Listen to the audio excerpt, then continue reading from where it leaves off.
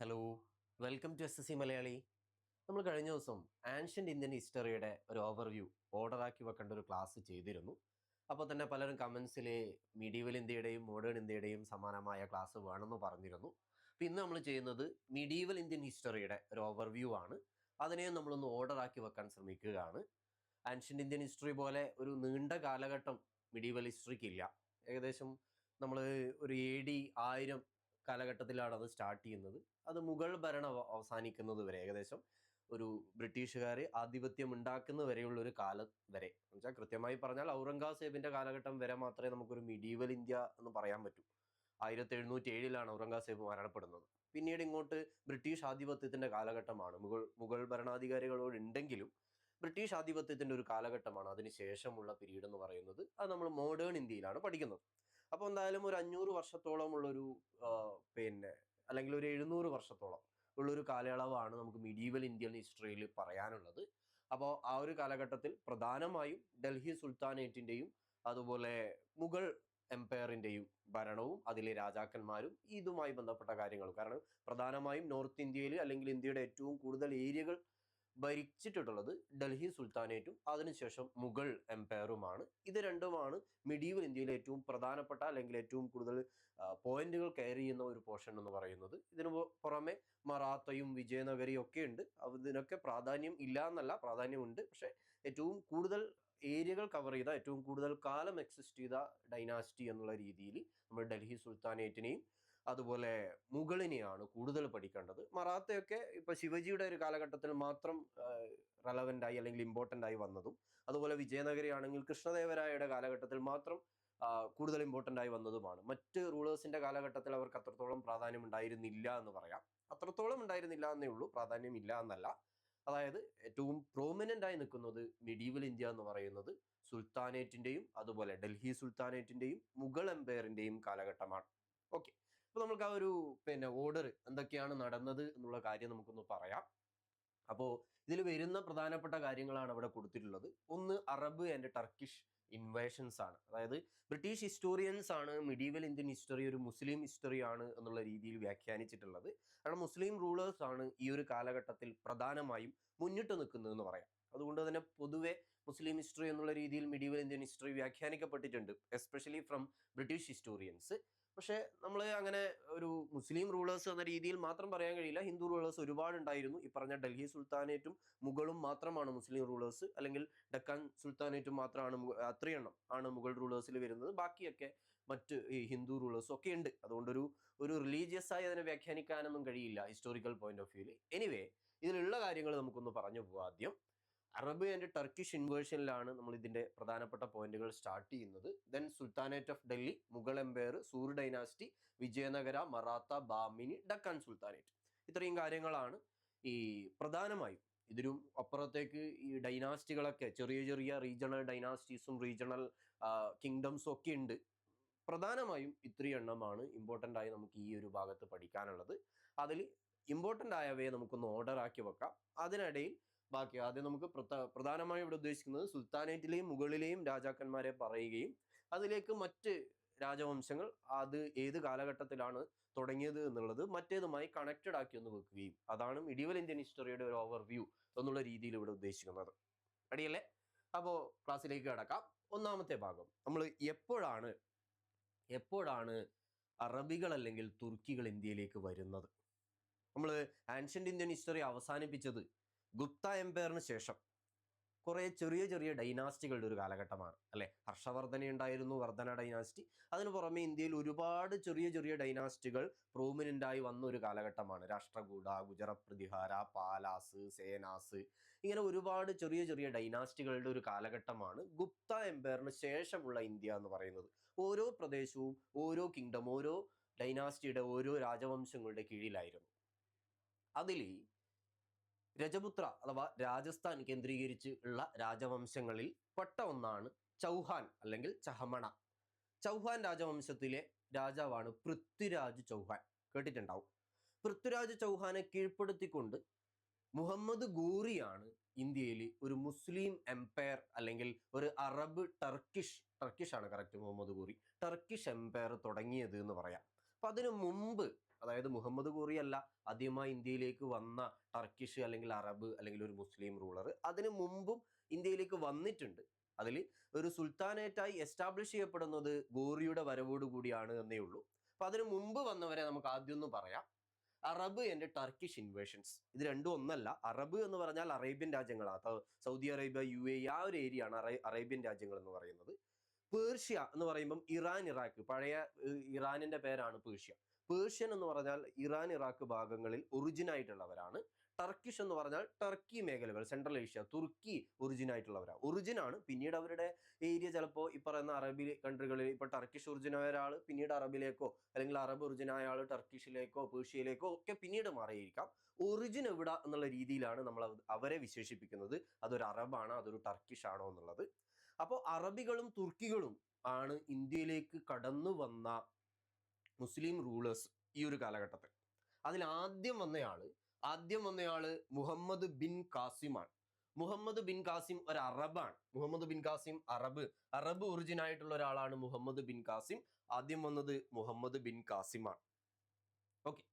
അപ്പൊ Muhammad bin Qasim AD 712 712 AD 712 Muhammad bin Qasim ഇന്ത്യയിലേക്ക് വന്നത്. മുഹമ്മദ് ബിൻ കാസിം എന്ന് പറയുന്നത് ഉമയ്യദ് ഖലീഫേറ്റ് എന്ന് പറയുന്ന ഒരു ഡൈനാസ്റ്റിയിലെ കമാൻഡർ ആണ്, ഒരു സൈന്യാധിപനാണ്. അദ്ദേഹം ഇന്ത്യ കീഴടക്കാൻ വേണ്ടി വരികയാണ്. AD 712 ഇന്ത്യ കീഴടക്കുന്നു എന്ന് പറയുമ്പം ഇന്ത്യ മൊത്തത്തിലൊന്നും പിടിച്ചടക്കുന്നില്ല. ഇന്ത്യയുടെ ഇങ്ങേ ഭാഗത്ത്, ഇന്നത്തെ പാകിസ്ഥാന്റെ അങ്ങേ സൈഡിലുള്ള സിന്ധ് എന്ന് പറയുന്ന പ്രദേശമാണ് മുഹമ്മദ് ബിൻ കാസിം കീഴടക്കുന്നത്. മുഹമ്മദ് ബിൻ കാസിം കീഴടക്കുന്നത് സിന്ധ് എന്ന പ്രദേശമാണ്. സിന്ധിലെ രാജാവിനെ കീഴ്പ്പെടുത്തിക്കൊണ്ട് സിന്ധ് പിടിച്ചടക്കുന്നുണ്ട്. സിന്ധ് അവരുടെ എംപയറുടെ ഭാഗമാക്കി മാറ്റുന്നുണ്ട് മുഹമ്മദ് ബിൻ കാസിം. AD 712 ഇതായിരുന്നു ഇന്ത്യ കീഴടക്കിയ ആദ്യത്തെ മുസ്ലിം റൂളർ അല്ലെങ്കിൽ മുസ്ലിം ഭരണാധികാരി എന്ന് പറയാൻ പറ്റുന്നത് മുഹമ്മദ് ബിൻ കാസിം എന്ന് പറയാം. ഇന്ത്യയിലെ സിന്ധ് പ്രദേശമാണ്. അന്നത്തെ ഇന്ത്യ എന്ന് പറഞ്ഞാൽ ഇന്നത്തെ ഇന്ത്യയും പാകിസ്ഥാനും ഒക്കെ വരുന്ന ഏരിയ ആണല്ലോ. അതിൽ അങ്ങേയറ്റത്തുള്ള സിന്ധ് പ്രദേശമാണ് മുഹമ്മദ് ബിൻ കാസിം കീഴടക്കിയത്. ഓക്കെ.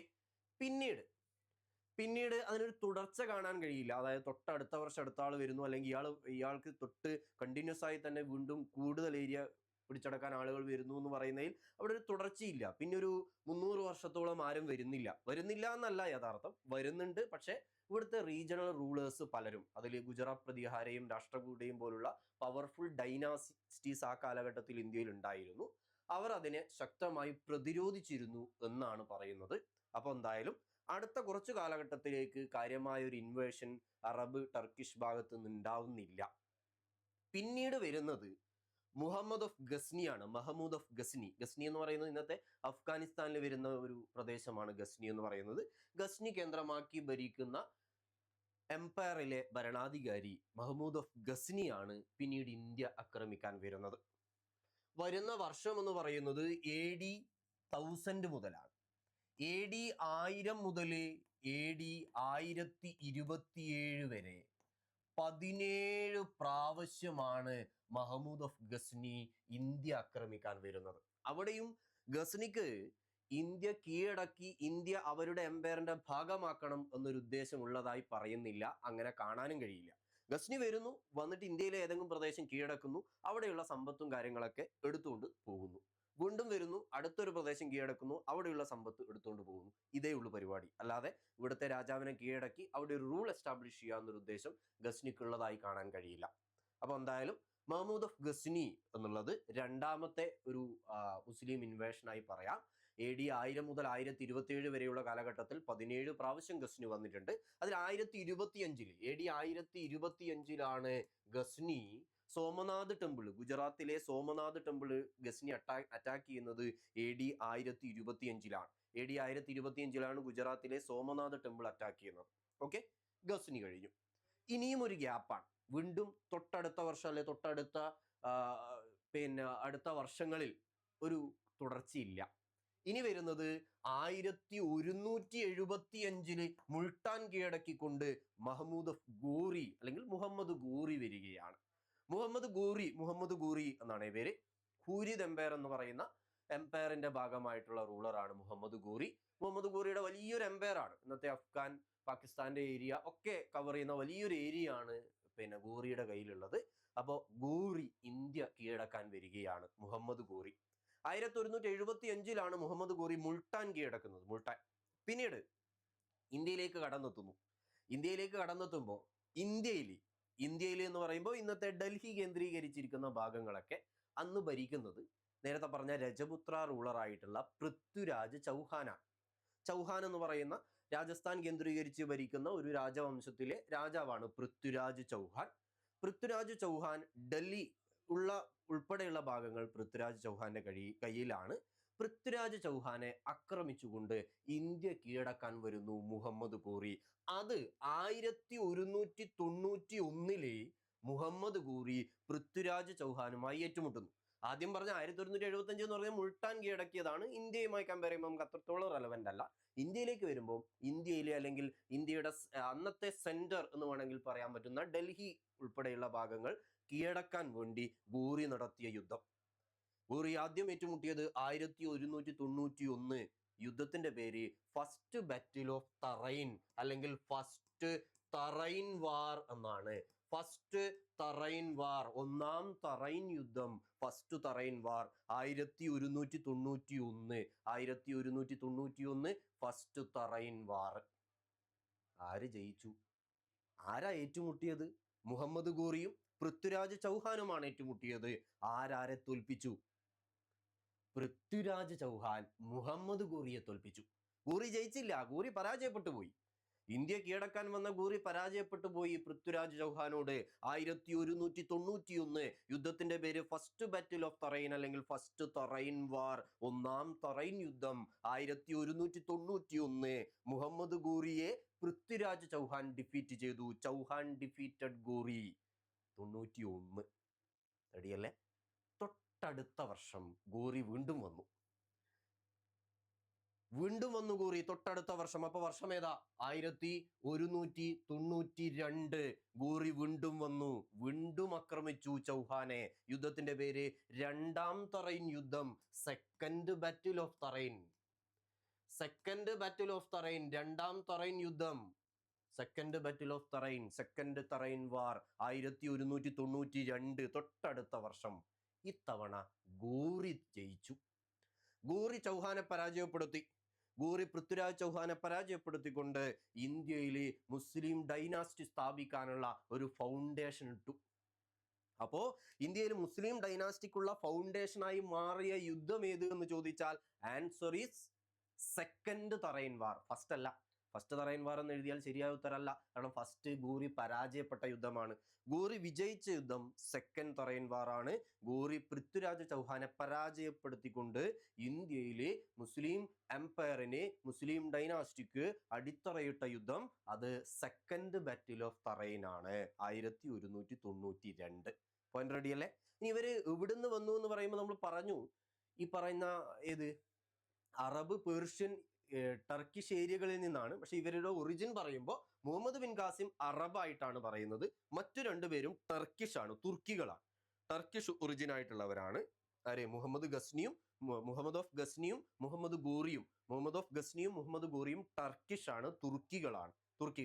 റെഡിയല്ലേ? ഇനി ഗോറിയുടെ എംപയറിന്റെ ഭാഗമായി ഇന്ത്യയുടെ പ്രദേശങ്ങൾ മാറ്റുന്നു. പിന്നീട് 1206 ഗോറി മരണപ്പെടുന്നു. 1192 ഗോറി പിടിച്ചത് ഈ പ്രദേശം. 1206 ഗോറി മരണപ്പെടുന്നു. ഗോറി മരണപ്പെടുമ്പോൾ ഗോറിയുടെ കയ്യിലുണ്ടായിരുന്ന പ്രദേശങ്ങൾ ഗോറിയുടെ വിശ്വസ്തരായ ഉദ്യോഗസ്ഥരെ ഏൽപ്പിക്കുന്നു. അതിൽ ഇന്ത്യയുടെ ഭാഗത്തുള്ള പ്രദേശങ്ങൾ ഏൽപ്പിച്ചത് കുത്തുബുദ്ദീൻ ഐബക്ക് എന്ന് പറയുന്ന ഗോറിയുടെ വിശ്വസ്തനായ അടിമയെയാണ്. അടിമ എന്ന് പറയുമ്പോൾ നമ്മളൊരു പണിയെടുക്കാൻ പറഞ്ഞാൽ എടുക്കുന്ന ഒരു അടിമ എന്ന രീതിയിൽ ആലോചിക്കണ്ട. അടിമ വിഭാഗത്തിൽ ഗോറിയുടെ കൂടെ കൂടുകയും അല്ലെങ്കിൽ അവരുടെ രാജവംശത്തിന്റെ കൂടെ കൂടുകയും പിന്നീട് അവരുടെ രാജാവിന്റെ ഏറ്റവും സുപ്രധാനമായ പോസ്റ്റുകളിലേക്ക് എത്തിച്ചേരുകയും ചെയ്തയാളാണ്. ഗോറിയുടെ ഏറ്റവും വിശ്വസ്തനായ ഉദ്യോഗസ്ഥനായിരുന്നു കുത്തുബുദ്ദീൻ ഐബക്ക് എന്ന് പറയുന്നത്. അപ്പൊ കുത്തുബുദ്ദീൻ ഐബക്കിനെ ഇന്ത്യ ഉൾപ്പെടെയുള്ള പ്രദേശത്തിന്റെ ചുമതല ഗോറി മരണപ്പെടുന്ന സമയത്ത് ഏൽപ്പിക്കുന്നു. ഓരോ പ്രദേശവും ഓരോരുത്തരെയാണ്. അതിൽ ഇന്ത്യയുടെ ഭാഗങ്ങൾ ഏൽപ്പിക്കുന്നത് ആരെയാണ്? കുത്തുബുദ്ദീൻ ഐബക്കിനെയാണ്. അവിടെ ഗോറിയുടെ പോയിന്റ് പറയുമ്പോൾ മറ്റൊരു പോയിന്റ് അവിടെ ഉണ്ടായിരുന്നത്, ഗോറിയുടെ കൂടെ ഉണ്ടായിരുന്ന കമാൻഡറിന്റെ പേരാണ് ബക്തിയാർ ഖിൽജി. ബക്തിയാർ ഖിൽജി. ഈ ബക്തിയാർ ഖിൽജിയാണ് നളന്ദ യൂണിവേഴ്സിറ്റി തകർത്തത്. അതായത് ഗോറിയുടെ കമാൻഡർ ആയിരുന്ന ബക്തിയാർ ഖിൽജിയാണ് ഈസ്റ്റ് ഭാഗത്തേക്ക്, ഇന്ത്യയുടെ ഈസ്റ്റ് ഭാഗത്തേക്ക് ബംഗാൾ ബീഹാർ പ്രദേശങ്ങൾ കീഴടക്കാൻ വേണ്ടി പോകുന്നതും ആ സമയത്താണ് നളന്ദ യൂണിവേഴ്സിറ്റി തകർക്കപ്പെടുന്നതും. അപ്പൊ നളന്ദ യൂണിവേഴ്സിറ്റി തകർത്തത് ആര് എന്ന് ചോദിക്കുമ്പോൾ ബക്തിയാർ ഖിൽജി എന്നാണ് അവിടെ ആൻസർ ആയിട്ട് വരുന്നത്. ഓക്കെ, ഇനി പോയിന്റിലേക്ക് വരാം. ഇന്ത്യയുടെ പ്രദേശങ്ങൾ ആരെ ഏൽപ്പിച്ചു? ഗോറി ആരെ ഏൽപ്പിച്ചു? കുത്തുബുദ്ദീൻ ഐബക്കിനെ ഏൽപ്പിച്ചു.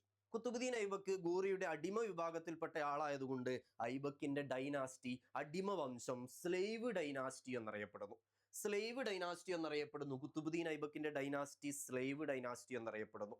ഓക്കെ, പിന്നീട് സ്ലേവ് ഡൈനാസ്റ്റിക്ക് ശേഷം ഖിൽജി, തുഗ്ലക്ക്, സയ്യിദ്, ലോധി ഇത്രയും ഡൈനാസ്റ്റികൾ കൂടി ഉൾപ്പെടുന്നതാണ് ഡൽഹി സുൽത്താനേറ്റ് എന്നറിയപ്പെടുന്നത്. ഡൽഹി സുൽത്താനേറ്റ്. അപ്പൊ ഗോറി അടിത്തറയിട്ട ഒരു റൂളിൽ ആര് മുതൽ? കുത്തുബുദ്ദീൻ ഐബക്ക് മുതൽ ഇന്ത്യയിൽ ഒരു ഡൈനാസ്റ്റി സ്ഥാപിക്കപ്പെടുന്നു എന്ന് പറയാം. ഗോറിയുടെ വലിയ എംപയറിന്റെ ഭാഗമായി ഇന്ത്യയെ മാറ്റിയിട്ട് മാത്രമേ ഉള്ളൂ. പക്ഷെ ഇന്ത്യ കേന്ദ്രീകരിച്ചുകൊണ്ട് അല്ലെങ്കിൽ ഡൽഹി കേന്ദ്രീകരിച്ചുകൊണ്ട് പിന്നീട് മുസ്ലിം റൂൾ എസ്റ്റാബ്ലിഷ് ചെയ്യപ്പെടുന്നു, ഡൈനാസ്റ്റി എസ്റ്റാബ്ലിഷ് ചെയ്യപ്പെടുന്നു. അത് ഡൽഹി സുൽത്താനേറ്റ് എന്നറിയപ്പെടുന്നു. ഡൽഹി സുൽത്താനേറ്റിലെ ആദ്യത്തെ റൂളർ എന്ന് പറയുമ്പോൾ ഡൽഹി സുൽത്താനേറ്റ് സ്ഥാപിച്ചത് ആരാണ്? ഐബക്കാണ്, കുത്തുബുദ്ദീൻ ഐബക്കാണ്. റെഡിയല്ലേ? അപ്പോൾ ഡൽഹി കേന്ദ്രീകരിച്ചുകൊണ്ട് മാത്രമായി ഒരു ഡൈനാസ്റ്റി ഗോറിയുടെ എംപയറിന്റെ ഭാഗമാക്കിയേ ഉള്ളൂ. അതാണ് അവിടുത്തെ വ്യത്യാസം. അതുകൊണ്ട് ഡൽഹി സുൽത്താനേറ്റിന്റെ സ്ഥാപകൻ ആര് എന്ന് ചോദിക്കുമ്പോൾ ഐബക്കിന്റെ പേരാ പറയേണ്ടത്. ഗോറി അതിനൊരു ഫൗണ്ടേഷൻ ഇട്ട് എന്നാണ് നമുക്ക് പറയാൻ പറ്റുന്നത്. റെഡിയല്ലേ? അപ്പൊ കുത്തുബുദ്ദീൻ ഐബക്ക് മുതൽ ഡൽഹി കേന്ദ്രീകരിച്ചുകൊണ്ട് ഒരു ഡൈനാസ്റ്റി സ്ഥാപിക്കപ്പെടുന്നു. ഐബക്കിന്റെ ഡൈനാസ്റ്റി സ്ലേവ് ഡൈനാസ്റ്റി എന്നറിയപ്പെടുന്നു. സ്ലേവിന് ശേഷം ഖിൽജിക്ക് ശേഷം തുഗ്ലക്കിന് ശേഷം സയ്യിദ്, അവസാനം ലോധി. ഇത് ഓർഡറിൽ ആദ്യം പഠിച്ചു വെക്കുക. 5 ഡൽഹി സുൽത്താനേറ്റിലെ ഡൈനാസ്റ്റികൾ ഏതൊക്കെ? Slave dynasty, Khilji dynasty, Tughlaq dynasty, Sayyid dynasty, Lodhi dynasty. Slave, Khilji, Tughlaq, Sayyid, Lodhi. റെഡിയല്ലേ? സ്ലേവ്, ഖിൽജി, തുഗ്ലക്ക്, സയ്യിദ്, ലോധി. സ്ലേവ്, ഖിൽജി, തുഗ്ലക്ക്, സയ്യിദ്, ലോധി. മാറിപ്പോവാതെ ഓർഡറാക്കി ആദ്യം ഓർത്തു വെക്കുക. റെഡിയല്ലേ? പോയിന്റ് ഓക്കെ ആണല്ലോ? സ്ലേവ്, ഖിൽജി, തുഗ്ലക്ക്, സയ്യിദ്, ലോധി. ഇനി ഇവരുടെ ഒരു കാലഘട്ടം കൂടി ഒന്ന് നോക്കിയിട്ട് നമുക്ക് ഓരോന്നിലെയും റൂളേഴ്സിന്റെ പേരുകളിലേക്ക് പോവാം. ഇവരുടെ ഒരു കാലഘട്ടം എന്ന് പറയുന്നത് സ്ലേവ് ഡൈനാസ്റ്റി 1206 മുതൽ 1290 വരെ. നമ്മൾ പറഞ്ഞു 1206 ഗോറി മരണപ്പെടുന്നത്. ആരെ ഏൽപ്പിക്കുന്നത്? ഐബക്കിനെ ഏൽപ്പിക്കുന്നത്. അപ്പൊ 1206 സ്ലേവ് ഡൈനാസ്റ്റി സ്ഥാപിക്കപ്പെടുന്നത്. 1206 മുതൽ 1290 വരെ സ്ലേവ് ഡൈനാസ്റ്റി. പിന്നെ അടുത്തത് ഖിൽജി ഡൈനാസ്റ്റി 1290 മുതൽ 1320 വരെ. 1320 വരെ. ഇതൊക്കെ AD ആണ്, അല്ലെങ്കിൽ CE, കോമൺ എറയാണ്. അതുകൊണ്ടാണ് പ്രത്യേകിച്ച് എഴുതാത്തത്. കോമൺ എറയിലേക്ക് എത്തിക്കഴിഞ്ഞു നമ്മൾ നേരത്തെ. ഓക്കെ, ദെൻ തുഗ്ലക്ക് ഡൈനാസ്റ്റി 1320 മുതൽ 1414 വരെ. സയ്യിദ് ഡൈനാസ്റ്റി 1414 മുതൽ 1451 വരെ. ലോധി ഡൈനാസ്റ്റി 1451 മുതൽ 1526 വരെ. ഓക്കെ, അതിൽ ഏറ്റവും അവസാനത്തേത് ലോധിയാണ്, ഏറ്റവും ആദ്യത്തേത് സ്ലേവ് ആണ്, അറിയാം. ഇനി ഏറ്റവും കൂടുതൽ കാലം ഏത് ഡൈനാസ്റ്റിയാണ് ഉള്ളത്? ഒന്ന് നോക്കിക്കോ. ഏറ്റവും കൂടുതൽ കാലം ഇതിൽ ഏത് ഡൈനാസ്റ്റിയാണ് ഉള്ളത്? ഏതാ? 1320 മുതൽ 1414, ഒരു 100 വർഷത്തോളം നീണ്ടു നിൽക്കുന്നത് ഏതാ? തുഗ്ലക്കാണ്, അല്ലെ? അപ്പൊ longest served dynasty Tughlaq dynasty ആണ്. ഏറ്റവും കൂടുതൽ കാലം അധികാരത്തിലിരുന്ന ഡൈനാസ്റ്റി അത് തുഗ്ലക്ക് ഡൈനാസ്റ്റി ആണ്. ഓക്കെ, ഇനി ഏറ്റവും കുറഞ്ഞ കാലം, ഷോർട്ടസ്റ്റ് സെർവ്ഡ് ഡൈനാസ്റ്റി ഏതാണ്? ഏറ്റവും കുറഞ്ഞ കാലം അധികാരത്തിലിരുന്നത് ഖിൽജി ഡൈനാസ്റ്റിയാണ്. 1290 to 1320, ഒരു 30 വർഷത്തോളം മാത്രമേ ഉള്ളൂ. ഇവൺ സയ്യിദ് ആണെങ്കിലും അതിനേക്കാളും ഉണ്ട്, 30-ൽ കൂടുതലുണ്ട്, അല്ലെ? അപ്പൊ ഏറ്റവും കുറഞ്ഞ കാലം അധികാരത്തിലിരുന്നത് ഖിൽജിയാണ്. ഏറ്റവും കൂടുതൽ കാലം അധികാരത്തിലിരുന്നത് തുഗ്ലക്കാണ്. ഓക്കെ അല്ലെ? Shortest served Khilji, longest served Tughlaq. ഇനി ഇതിൽ ഓരോരുത്തരുടെയും പ്രധാനപ്പെട്ട റൂളേഴ്സ്, എല്ലാ റൂളേഴ്സും നമുക്ക് വേണ്ട, പ്രധാനപ്പെട്ട റൂളേഴ്സ് ആരൊക്കെയാണ് എന്നുള്ളത് കൂടി നമുക്കൊന്ന് ഓർഡർ ആക്കി വെക്കാം. റെഡിയല്ലേ? അപ്പൊ ആദ്യത്തെ ഡൽഹി സുൽത്താനേറ്റിലെ ആദ്യത്തെ ഡൈനാസ്റ്റിയുടെ പേര് സ്ലേവ് ഡൈനാസ്റ്റി. മൊത്തം പീരീഡ് നമ്മൾ നോക്കി 1206 മുതൽ 1526 വരെ, ഒരു 300 വർഷത്തോളം ഇന്ത്യയിലെ വലിയൊരു പ്രദേശം ഡൽഹി സുൽത്താനേറ്റിന് കീഴിലായിരുന്നു. അതിൽ ആദ്യത്തെ ഡൈനാസ്റ്റിയുടെ പേര് സ്ലൈവ് ഡൈനാസ്റ്റി എന്നാണ്. സ്ലൈവ് ഡൈനാസ്റ്റിയുടെ ഫൗണ്ടർ കുത്തുബുദ്ദീൻ ഐബക്ക് ആണ്. First ruler of slave dynasty Qutbuddin Aibak. Okay, ഐബക്കിന്റെ ഡൈനാസ്റ്റി സ്ലേവ് ഡൈനാസ്റ്റി എന്നറിയപ്പെടുന്നു. അതിന് മറ്റു പേരുകൾ കൂടിയുണ്ട്. ഇൽബാരി ഡൈനാസ്റ്റി, മമലൂക്ക് ഡൈനാസ്റ്റി, ഇത്തരം പേരുകൾ കൂടി സ്ലേവ് ഡൈനാസ്റ്റിക്ക് പറയാറുണ്ട്. ഇൽബാരി ഡൈനാസ്റ്റി എന്ന് പറയാറുണ്ട്, മമലൂക്ക് ഡൈനാസ്റ്റി എന്ന് പറയാറുണ്ട്, യാമിനി ഡൈനാസ്റ്റി എന്ന് പറയാറുണ്ട്. മറ്റ് ഇതുപോലെ ചില പേരുകൾ കൂടി സ്ലേവ് ഡൈനാസ്റ്റിക്ക് ഉപയോഗിക്കാറുണ്ട്. ഓക്കെ, അപ്പൊ എന്തായാലും സ്ലേവ് ഡൈനാസ്റ്റിയുടെ ഫൗണ്ടർ ഫസ്റ്റ് റൂളർ കുത്തുബുദ്ദീൻ ഐബക്കാണ്. ഐബക്കിന്റെ ക്യാപിറ്റൽ ലാഹോറാണ്.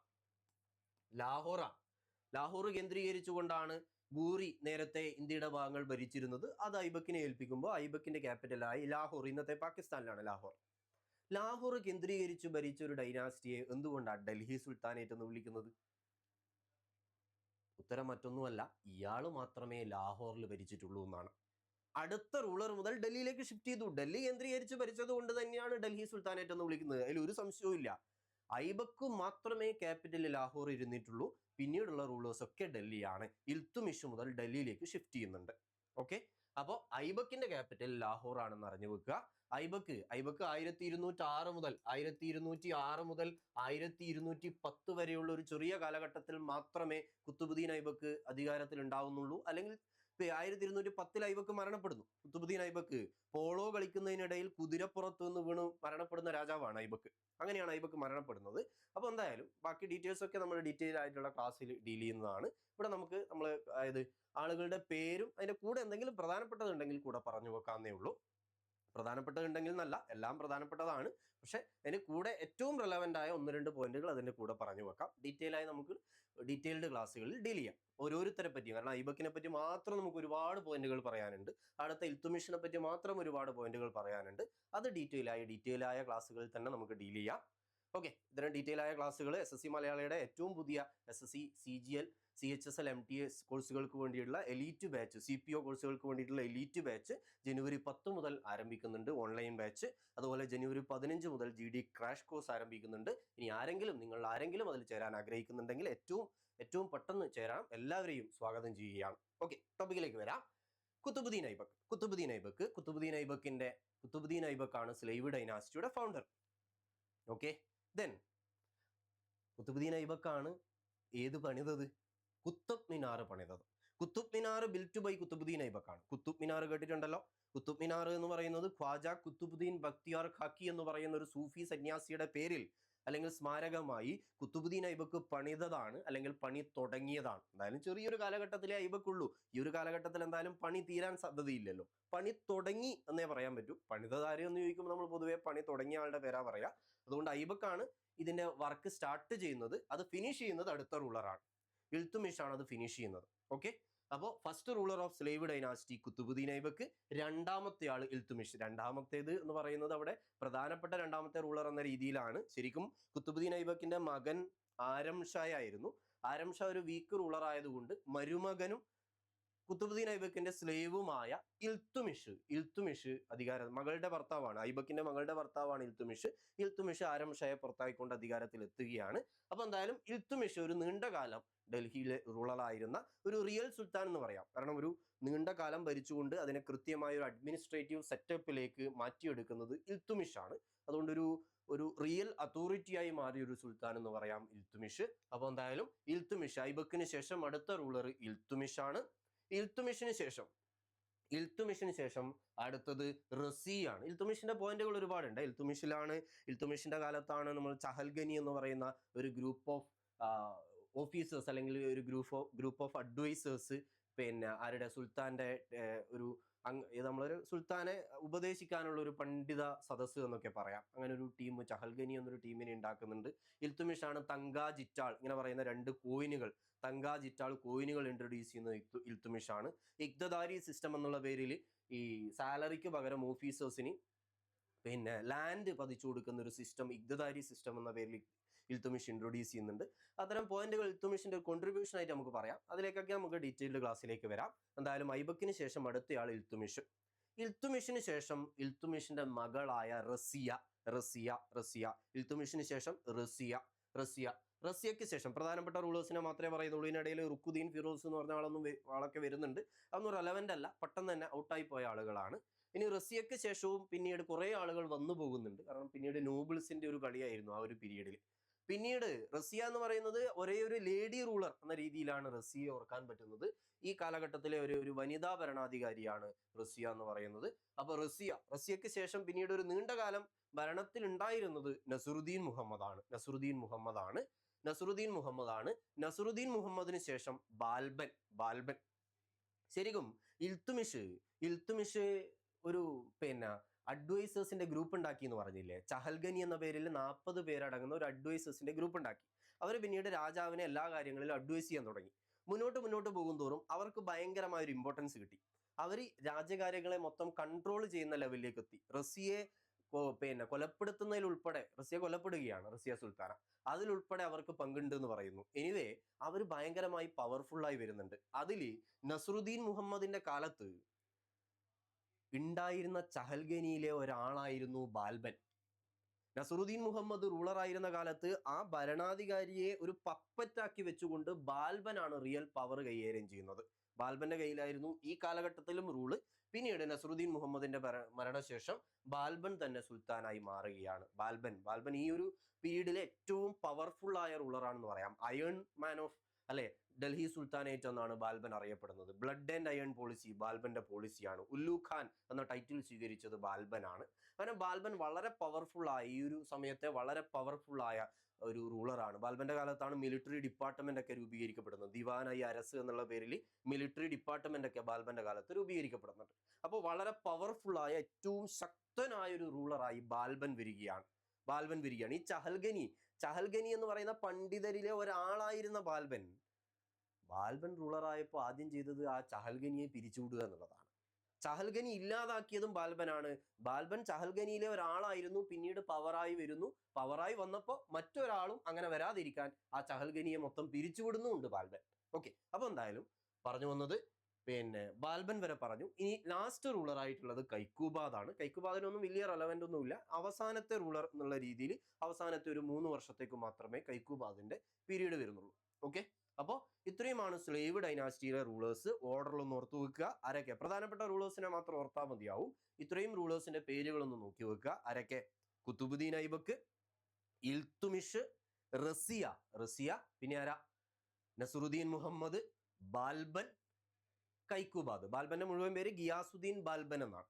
ഓക്കെ, അപ്പൊ കുത്തുബുദ്ദീൻ ഐബക്ക്, ഇൽത്തുമിഷ്, റസിയ സുൽത്താന, നസറുദ്ദീൻ മുഹമ്മദ്, ഗിയാസുദ്ദീൻ ബാൽബൻ, കൈക്കൂബാദ്. ഇത്രയും റൂളേഴ്സ് ആണ് സ്ലേവ് ഡൈനാസ്റ്റിയിൽ ഉള്ളത്. ഓർഡറിൽ ഓർത്ത് വെക്കുക. ഞാൻ നേരത്തെ പറഞ്ഞതുപോലെ ഓർഡറിൽ പഠിച്ചു വെച്ചാൽ നമ്മൾ വർഷം ചോദിച്ചാലും, കഴിഞ്ഞ വർഷമൊക്കെ വർഷം മാച്ച് ദ ഫോളോയിങ്ങിൽ ഓരോ റൂളേഴ്സിന്റെയും വർഷം ഇന്ന പീരീഡിലാണ് അവർ റൂൾ ചെയ്തത് എന്നുള്ളത് മാച്ച് ദ ഫോളോയിങ് ആയി വന്നിരുന്നു. അവിടെ ഓർഡർ അറിയാമെങ്കിൽ നമുക്കത് മാച്ച് ചെയ്യാം. ഓരോരുത്തരുടെയും വർഷം ബൈ ഹാർട്ട് പഠിക്കണം എന്നില്ല. ഓർഡർ അറിയാമെങ്കിൽ റൂളേഴ്സിനെ ഓർഡർ ആക്കി വെക്കുക, വർഷവും തന്നിട്ടുള്ളതിനെ ഓർഡർ ആക്കി വെക്കുക, അങ്ങ് മാച്ച് ആയിക്കോളും. അപ്പോൾ ആ ഒരു രീതിയിൽ ഓർഡർ പഠിച്ചാൽ തന്നെ മാച്ച് ചെയ്യാം. അതുകൊണ്ട് ആ ഓർഡർ ഒന്ന് നോക്കി വെക്കുക. സ്ലേവ് ഡൈനാസ്റ്റിയിലെ റൂളേഴ്സ് കുത്തുബുദ്ദീൻ ഐബക്ക്, ഇൽത്തുമിഷ്, റസിയ, നസറുദ്ദീൻ മുഹമ്മദ്, ബാൽബൻ, കൈക്കൂബാദ്. റെഡിയല്ലേ? ഓക്കെ, ഇനി അടുത്ത ഡൈനാസ്റ്റിയുടെ പേര് ഖിൽജി ഡൈനാസ്റ്റി എന്നാണ്. ഖിൽജി ഡൈനാസ്റ്റിയുടെ ഫൗണ്ടർ ജലാലുദ്ദീൻ ഖിൽജി. ഖിൽജി ഡൈനാസ്റ്റിയുടെ ഫൗണ്ടർ ജലാലുദ്ദീൻ ഖിൽജി. ഓക്കെ, വർഷം ഏതാ? 1290 മുതലാണ് ഖിൽജി ഡൈനാസ്റ്റി വരുന്നത്. ഫൗണ്ടർ ജലാലുദ്ദീൻ ഖിൽജി എന്ന് പറയുന്നത് മറ്റു റൂളേഴ്സിനെ കമ്പയർ ചെയ്യുമ്പോൾ ഏറ്റവും പോപ്പുലറായ, ഏറ്റവും ജനപ്രീതിയിലുള്ള റൂളറാണ്. ജനങ്ങളുടെ ഒരു സപ്പോർട്ടോടുകൂടി ഭരിക്കണം. ഹിന്ദു പോപ്പുലേഷന്, സാധാരണ മുസ്ലിം റൂളേഴ്സ് മുസ്ലിം നിയമങ്ങൾ അടിച്ചേൽപ്പിക്കുന്നു എന്നൊരു പ്രശ്നത്തിന് പരിഹാരമായിക്കൊണ്ട്, അല്ലെങ്കിൽ അതിനെ അഡ്രസ്സ് ചെയ്തുകൊണ്ട്, ഹിന്ദു പോപ്പുലേഷൻ കൂടുതലുള്ള ഒരു പ്രദേശത്ത് ഹിന്ദു റൂൾ അല്ലെങ്കിൽ അവരുമായി ബന്ധപ്പെട്ട കാര്യങ്ങൾ കൂടി കൺസിഡർ ചെയ്തുകൊണ്ട് മാത്രമേ രാജ്യകാര്യങ്ങൾ മുന്നോട്ട് പോകാൻ പാടുള്ളൂ എന്നൊക്കെ ഒരു പോളിസി ഉണ്ടായിരുന്ന മനുഷ്യനായിരുന്നു ജലാലുദ്ദീൻ ഖിൽജി. പക്ഷേ അമ്മാവനാണ് മറ്റേ ചങ്ങായിയുടെ, ആരുടെ? അലാവുദ്ദീൻ ഖിൽജിയുടെ അമ്മാവനായിരുന്നു ജലാലുദ്ദീൻ ഖിൽജി ഇങ്ങനെ ആളുകളോടൊക്കെ വളരെ സൗമ്യനായി. 70ാമത്തെ വയസ്സിലാണ് അധികാരത്തിൽ എത്തുന്നത് തന്നെ. ആളുകളോടൊക്കെ വളരെ സൗമ്യതയോടെ എല്ലാവരുടെയും പരിഗണിച്ചുകൊണ്ട് ഭരിച്ചുകൊണ്ടിരിക്കുമ്പോഴാണ് ഇത് ഇഷ്ടപ്പെടാതിരുന്ന മരുമകൻ പോയിട്ട് അമ്മാവനെ കൊല്ലുകയും രാജഭരണം പിടിച്ചെടുക്കുകയും ചെയ്യുന്നത്. അപ്പോൾ ജലാലുദ്ദീൻ ഖിൽജിയെ കൊലപ്പെടുത്തിക്കൊണ്ട് അലാവുദ്ദീൻ ഖിൽജി അടുത്ത ഖിൽജി റൂളർ ആവുന്നു. അലാവുദ്ദീൻ ഖിൽജിയുടെ ഒരു കാലഘട്ടം എന്ന് പറയുന്നത് ഡൽഹി സുൽത്താനേറ്റിലെ ഏറ്റവും സുപ്രധാനമായ കാലഘട്ടമാണ്. കാരണം അതിന് ഭയങ്കരമായ ഒരു സ്ട്രോങ് ഹോൾഡ് ഉണ്ടാവുന്നത്, അതിന്റെ ഏരിയ വളരെ വലുതായി എക്സ്പാൻഡ് ചെയ്യപ്പെടുന്നത് ഒക്കെ അലാവുദ്ദീൻ ഖിൽജിയുടെ കാലത്താണ്. സൗത്ത് ഇന്ത്യയിലേക്ക് വരെ എക്സ്പാൻഷൻ നടക്കുന്നുണ്ട് അലാവുദ്ദീൻ ഖിൽജിയുടെ കാലത്ത്. ഓക്കെ, അലാവുദ്ദീൻ ഖിൽജി അറിയപ്പെടുന്നത് തന്നെ, അലാവുദ്ദീൻ ഖിൽജിയുടെ ഒരു പോളിസി എന്ന് പറയുന്നത് മാക്സിമം പൈസ ടാക്സ്, ഒരു പല രീതിയിലുള്ള ടാക്സ് ഏർപ്പെടുത്തിക്കൊണ്ട് ഏറ്റവും കൂടുതൽ എമൗണ്ട് ഇതിലേക്ക് ഖജനാവിലേക്ക് എത്തിക്കുക, അത്തരം പോളിസികളാണ്. മാർക്കറ്റ് റെഗുലേഷൻ വളരെ ഫേമസ് ആണ്. മാർക്കറ്റിനെ റെഗുലേറ്റ് ചെയ്തുകൊണ്ട് അതിൽ നിന്ന് കൃത്യമായി ടാക്സ് പിരിച്ചെടുക്കാനുള്ള സംവിധാനങ്ങൾ ഉണ്ടാക്കുന്നു. അതുപോലെ ലാൻഡ് ടാക്സ്, ഖാലിസ ലാൻഡ് എന്നുള്ള രീതിയിൽ വലിയൊരു പ്രദേശം രാജാവിന്റെ സുൽത്താന്റെ ഭൂമിയായി പ്രഖ്യാപിക്കുകയും അവിടെ 1/2 കിട്ടുന്നതിന്റെ ഉൽപാദനത്തിന്റെ പകുതി ടാക്സ് ആയി വാങ്ങുകയും ചെയ്തു. അങ്ങനെ വലിയ ടാക്സുകൾ അങ്ങനെ വരുന്നുണ്ട്. പിന്നെ അതുപോലെ ഖരി ടാക്സ് എന്ന് പറഞ്ഞാൽ വീട്ടുനികുതി, പിന്നെ അതുപോലെ ചെറായി എന്ന് പറയുന്ന ഈ ഗ്രേസിംഗ് ടാക്സ്, അങ്ങനെ പല രീതിയിൽ ടാക്സ് പിരിച്ചെടുത്തുകൊണ്ട് ഏറ്റവും മാക്സിമം പൈസ ജനങ്ങളിൽ നിന്ന് ഖജനാവിലേക്ക് എത്തിക്കുക എന്നുള്ള രീതിയിൽ പോളിസിയുമായി മുന്നോട്ട് പോയ ആളാണ് അലാവുദ്ദീൻ ഖിൽജി എന്ന് പറയുന്നത്. അപ്പൊ അലാവുദ്ദീൻ ഖിൽജി ഈ ഒരു കാലഘട്ടത്തിലെ ഖിൽജി റൂളേഴ്സിലെ, ഖിൽജി ആകെ 30 കൊല്ലം ഉണ്ടെങ്കിൽ അതിൽ 20 കൊല്ലവും അലാവുദ്ദീൻ ഖിൽജിയാണ്. ഒരു നീണ്ട കാലം അലാവുദ്ദീൻ ഖിൽജിയുടെ റൂളാണ്. ഓക്കെ, ഇനി അലാവുദ്ദീൻ ഖിൽജിക്ക് ശേഷം വരുന്നത് കുത്തുബുദ്ദീൻ മുബാറക് ഷാ ഖിൽജിയാണ്. ഈ 3 റൂളേഴ്സ് ആണ് അവിടെ ഓർത്തു വെക്കാനുള്ളത്. ജലാലുദ്ദീൻ ഖിൽജി, അലാവുദ്ദീൻ ഖിൽജി, കുത്തുബുദ്ദീൻ മുബാറക് ഷാ ഖിൽജി. ജലാലുദ്ദീൻ ഖിൽജി, അലാവുദ്ദീൻ ഖിൽജി, കുത്തുബുദ്ദീൻ മുബാറക് ഷാ ഖിൽജി. റെഡിയല്ലേ? അലാവുദ്ദീൻ ഖിൽജി അലൈ ദർവാസ എന്നുള്ള പേരിൽ ഈ കുത്തുബ് മിനാറിന് ഒരു കവാടമൊക്കെ പണിയുന്നുണ്ട് അലാവുദ്ദീൻ ഖിൽജി. അതുപോലെ സിറി ഫോർട്ട് എന്ന് പറയുന്ന ഒരു കോട്ട അല്ലെങ്കിൽ ഒരു പട്ടണം പണിയുന്നുണ്ട് അലാവുദ്ദീൻ ഖിൽജി. അപ്പൊ എന്തായാലും അലാവുദ്ദീൻ ഖിൽജി, ജലാലുദ്ദീൻ ഖിൽജി, അലാവുദ്ദീൻ ഖിൽജി, കുത്തുബുദ്ദീൻ മുബാറക് ഷാ ഖിൽജി. ഈ മുബാറക് ഷാ ഖിൽജിയെ പറയുമ്പോൾ പിന്നെ എല്ലാ സുൽത്താൻമാരും തുർക്കിയിലെ ഖലീഫയുടെ ഒരു അനുചരനാണ്, ഖലീഫയുടെ ഒരു ലെഫ്റ്റനന്റ് ആണ്, ഈ ഒരു രീതിയിലൊരു ടൈറ്റിലുകൾ പൊതുവെ സ്വീകരിച്ചിരുന്നു. എന്നാൽ ഞാൻ ഖലീഫ എന്ന് പറയുന്നത് ആ കാലഘട്ടത്തിൽ മുസ്ലിംസിന്റെ ഒരു റിലീജിയസ് ഹെഡായി കൺസിഡർ ചെയ്തിരുന്നു. അതുകൊണ്ട് ഖലീഫയുടെ അനുചരനാണ്, ഖലീഫയുടെ ശിഷ്യനാണ്, ആ ഒരു രീതിയിലാണ്, അല്ലെങ്കിൽ എല്ലാ മുസ്ലിം റൂളേഴ്സും ഖലീഫയുടെ അണ്ടറിലാണ് എന്നൊരു കോൺസെപ്റ്റിലാണ് ഭരിച്ചിരുന്നത്. അതിൽ ഞാൻ തന്നെയാണ് ഖലീഫ, ബാക്കി എല്ലാവരും ഖലീഫയുടെ അനുചരനാണ് നോക്കിയാൽ പറയാം. ഞാൻ തന്നെയാണ് ഖലീഫ എന്ന് പറഞ്ഞൊരു സുൽത്താനായിരുന്നു ആര്? കുത്തുബുദ്ദീൻ മുബാറക് ഷാ ഖിൽജി. ഓക്കെ, എന്തോ ആയിക്കോട്ടെ, നമുക്ക് ആ ഒരു പോയിന്റിൽ ഓർഡറിൽ ഖിൽജി സുൽത്താൻമാരിൽ 3 പേര് ഓർത്തു വെക്കുക: ജലാലുദ്ദീൻ ഖിൽജി, അലാവുദ്ദീൻ ഖിൽജി, കുത്തുബുദ്ദീൻ മുബാറക് ഷാ ഖിൽജി. റെഡിയല്ലേ? അടുത്തത് ഖിൽജി കഴിഞ്ഞാൽ അടുത്തത് ഇത് അലൈ ദർവാസയാണ്, നേരത്തെ കാണിച്ച കുത്തുബ് മിനാറാണ്. കുത്തുബ് മിനാർ പണിതത് കുത്തുബുദ്ദീൻ ഐബക്കാണ്. അത് ഫിനിഷ് ചെയ്തത്, പണി തുടങ്ങിയത് ഐബക്കാണ്, ഫിനിഷ് ചെയ്തത് ഇൽത്തുമിഷാണ്. അതിന് അലൈ ദർവാസ എന്ന പേരിൽ ഒരു കവാടം പണിതത് അലാവുദ്ദീൻ ഖിൽജിയാണ്. ഇനി അടുത്ത തുഗ്ലക്ക് ഡൈനാസ്റ്റിയിലെ ഫിറോസ് ഷാ തുഗ്ലക്ക് ഇതിന്റെ സ്റ്റോറികളുടെ, കുത്തബ് മിനാറിന്റെ സ്റ്റോറികളുടെ എണ്ണം കൂട്ടുന്നുണ്ട്, അതിനെ ഒന്ന് പുതുക്കി പണിയുന്നുണ്ട് ഫിറോസ് ഷാ തുഗ്ലക്ക്. ഓക്കെ, അപ്പൊ എന്തായാലും തുഗ്ലക്ക് ഡൈനാസ്റ്റി, അടുത്ത ഡൈനാസ്റ്റി, ഏറ്റവും കൂടുതൽ കാലം ഭരണത്തിലിരുന്ന ഡൈനാസ്റ്റി തുഗ്ലക്ക് ഡൈനാസ്റ്റിയാണ്. ആ ഒരു ഏരിയ നോക്കിയാൽ മതി, വലിയൊരു ഏരിയ. തുഗ്ലക്ക് ഡൈനാസ്റ്റിയുടെ കാലം എത്തുമ്പോഴത്തേക്കും വലിയൊരു ഏരിയ ഇതിന്റെ ഡൽഹി സുൽത്താനേറ്റിന്റെ അണ്ടറിലേക്ക് വരുന്നുണ്ട്. ഈ വലിയ ഏരിയ തുഗ്ലക്ക് ഡൈനാസ്റ്റിയുടെ ഏരിയ ആണ്. ഇന്ത്യയുടെ ഓൾമോസ്റ്റ് വലിയൊരു പോർഷൻ, ഭൂരിഭാഗം പ്രദേശങ്ങളും അന്ന് ഡൽഹി സുൽത്താനേറ്റിന്റെ അണ്ടറിലായിരുന്നു. ഓക്കെ, തുഗ്ലക്ക് ഡൈനാസ്റ്റിയുടെ ഫൗണ്ടർ ഗിയാസുദ്ദീൻ തുഗ്ലക്കാണ്. അത് കഴിഞ്ഞാൽ അടുത്ത ആള് മുഹമ്മദ് ബിൻ തുഗ്ലക്ക്. അത് കഴിഞ്ഞാൽ ഫിറോസ് ഷാ തുഗ്ലക്ക്, നസറുദ്ദീൻ മുഹമ്മദ് തുഗ്ലക്ക്. ഓക്കെ, ഗിയാസുദ്ദീൻ തുഗ്ലക്ക്, മുഹമ്മദ് ബിൻ തുഗ്ലക്ക്, ഫിറോസ് ഷാ തുഗ്ലക്ക്, നസറുദ്ദീൻ മുഹമ്മദ് തുഗ്ലക്ക്. നസറുദ്ദീൻ മുഹമ്മദ് ഓൾറെഡി നമ്മൾ ഏതിൽ സ്ലേവ് ഡൈനാസ്റ്റിയിൽ ഒരു നസറുദ്ദീൻ മുഹമ്മദ് ഉണ്ട്, ഇവിടെയും ഒരു നസറുദ്ദീൻ മുഹമ്മദ് ഉണ്ട്. അതൊന്നും വലിയ റെലവെന്റ് ആയ റൂളർ അല്ല, അവർക്ക് അങ്ങനെ കാര്യമായ പോയിന്റുകളൊന്നും ഇല്ല. ആ പേര് അതുകൊണ്ട് അവിടെ ഇവിടെ ഉണ്ട് എന്നുള്ള രീതിയിൽ ഒന്ന് നോക്കാനേ ഉള്ളൂ. തുഗ്ലക്കിൽ നമ്മൾ ഏറ്റവും കൂടുതൽ കേട്ട തുഗ്ലക്ക് ഏതാ? മുഹമ്മദ് ബിൻ തുഗ്ലക്കാണ്. മുഹമ്മദ് ബിൻ തുഗ്ലക്ക് തന്നെയാണ് പോയിന്റും കൂടുതലുള്ളത്. അപ്പൊ എന്തായാലും തുഗ്ലക്കിലെ റൂളേഴ്സിന്റെ ഓർഡർ: ഗിയാസുദ്ദീൻ തുഗ്ലക്ക്, മുഹമ്മദ് ബിൻ തുഗ്ലക്ക്, ഫിറോസ് ഷാ തുഗ്ലക്ക്, നസറുദ്ദീൻ മുഹമ്മദ് തുഗ്ലക്ക്. റെഡിയല്ലേ? അതിൽ ഫസ്റ്റ് റൂളർ ഗിയാസുദ്ദീൻ തുഗ്ലക്ക്. തുഗ്ലക്കാബാദ് എന്ന് പറയുന്ന പട്ടണം നിർമ്മിക്കുന്നത് ഗിയാസുദ്ദീൻ തുഗ്ലക്കാണ്. രണ്ടാമത്തെ റൂളർ മുഹമ്മദ് ബിൻ തുഗ്ലക്കിനെ പറ്റി എന്താ കേട്ടത്? ബുദ്ധിമാനായ വിഡ്ഢി എന്ന് കേട്ടിട്ടില്ലേ? The wisest fool. Muhammad bin തുഗ്ലക്കിനെ നമ്മൾ വിളിക്കുന്നതാ. നമ്മൾ തുഗ്ലക്ക് പരിഷ്കാരം നമ്മളൊരു ഭയങ്കര സംഭവമായി എന്തെങ്കിലും തുടങ്ങുകയും പിന്നെ അതങ്ങ് പാളിപ്പോവുകയും ചെയ്താൽ അതൊരു തുഗ്ലക്ക് പരിഷ്കാരം എന്നുള്ള രീതിയിൽ കളിയാക്കി പറയാറുണ്ട്, അല്ലെ? അപ്പൊ തുഗ്ലക്ക് എന്ന് പറയുന്നത്, മുഹമ്മദ് ബിൻ തുഗ്ലക്കിനെ നമ്മൾ പൊതുവെ അറിയപ്പെടുന്നത് ഈ പറഞ്ഞ ചില പരിഷ്കാരങ്ങളുടെ പേരിലാണ്. അതുകൊണ്ടാണ് അദ്ദേഹം ബുദ്ധിമാനായ വിഡ്ഢി എന്നറിയപ്പെട്ടത്. എന്താണെന്ന് വെച്ചാൽ ഭയങ്കര ബുദ്ധിപരമായ ചില കാര്യങ്ങൾ ചെയ്യുന്നു, പക്ഷെ റിസൾട്ട് ഒന്നുമില്ലാതെ അത് പാളിപ്പോകുന്നു. അത്തരം സാധനങ്ങളെയാണ്, അത്തരം 2 പോളിസികൾ കാര്യമായി കൊണ്ടുവന്നു എന്നുള്ളതാണ് മുഹമ്മദ് ബിൻ തുഗ്ലക്കിന്റെ എടുത്തു പറയുന്ന പോയിന്റുകൾ. അതിലൊന്ന് ക്യാപിറ്റൽ ഷിഫ്റ്റ് ചെയ്തതാണ്. സൗത്ത് ഇന്ത്യയിൽ കൂടി ഡൽഹി സുൽത്താനേറ്റിന്റെ സ്വാധീനം ഉണ്ടാക്കാൻ വേണ്ടി ക്യാപിറ്റൽ ഡൽഹിയിൽ നിന്നും സൗത്ത് ഇന്ത്യയിലുള്ള ദൗലത്താബാദ്, അന്ന് അതിനെ ദേവഗിരി എന്നാണ് പേര്, ദേവഗിരിയെ ദൗലത്താബാദ് എന്ന് റീനെയിം ചെയ്യുകയും അങ്ങോട്ട് ക്യാപിറ്റൽ ഷിഫ്റ്റ് ചെയ്യുകയും ചെയ്യുന്നുണ്ട്. പക്ഷെ അത് പ്രാവർത്തികമല്ല എന്ന് മനസ്സിലായപ്പോൾ തിരിച്ചു ഡൽഹിയിലേക്ക് തന്നെ റീഷിഫ്റ്റ് ചെയ്യേണ്ടി വരുന്നു. അങ്ങനെ വലിയൊരു സാമ്പത്തിക നഷ്ടം ഉണ്ടാക്കിയ ഒരു കാര്യം. മറ്റൊന്ന് ടോക്കൺ കറൻസി ഇൻട്രൊഡ്യൂസ് ചെയ്തു എന്നുള്ളതാണ്. ടോക്കൺ കറൻസി എന്നൊക്കെ പറയുമ്പോൾ നമ്മൾ ഇന്ന് ഉപയോഗിക്കുന്ന കറൻസി സിസ്റ്റം ഇല്ലേ, എന്താ ഇന്ന് നമ്മളൊരു 500 രൂപയുടെ നോട്ട് എന്ന് പറഞ്ഞാൽ ആ പേപ്പറിന്റെ വിലയല്ലല്ലോ 500, അത് റിസർവ് ബാങ്കിന്റെ അച്ചിൽ അടിച്ച് വരുമ്പോൾ അതിന് 500 എന്നുള്ള മൂല്യം കിട്ടലല്ലേ. പണ്ടാണെങ്കിൽ സ്വർണ്ണ നാണയം എന്ന് പറഞ്ഞാൽ ഒരു ഗോൾഡ് കോയിന്റെ വില, ആ കോയിന്റെ മൂല്യം എന്താണോ അത് തന്നെയാണ് വില. അപ്പൊ അതിന് പകരം കോയിൻ ആണെങ്കിൽ ഗോൾഡ് ആണെങ്കിൽ ഗോൾഡിന്റെ വില, സിൽവർ ആണ് സിൽവറിന്റെ വില, അങ്ങനെയായിരുന്നു. അതിന് പകരം എല്ലാം കോപ്പർ മതി, കോപ്പറിന്റെ കോയിൻ മാത്രം ഇൻട്രൊഡ്യൂസ് ചെയ്യുന്നു. അതാണ് ടോക്കൺ കറൻസി എന്നുകൊണ്ട് ഉദ്ദേശിക്കുന്നത്. നമ്മൾ ഇപ്പോൾ ഉപയോഗിക്കുന്ന കറൻസി സിസ്റ്റം എല്ലാം കോപ്പറാക്കി. ഇനി ഗോൾഡും സിൽവറും ഒന്നും വേണ്ട, കോപ്പറിന് തന്നെ പല വാല്യൂ എഴുതുമ്പോൾ പല മൂല്യങ്ങളായിക്കോളും. അതാണ് ടോക്കൺ കറൻസി സിസ്റ്റം എന്നുള്ള രീതിയിൽ പറയുന്നത്.